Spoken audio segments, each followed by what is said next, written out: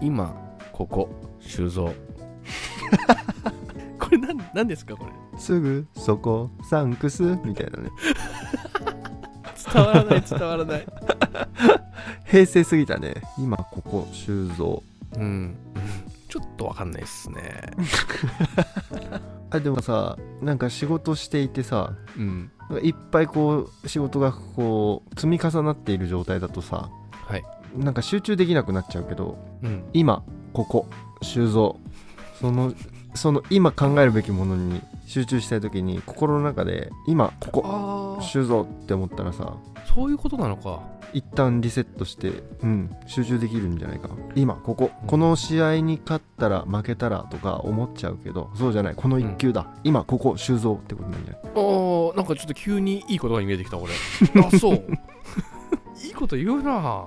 いいこと言うなやっぱ、なるほどね。修造さん。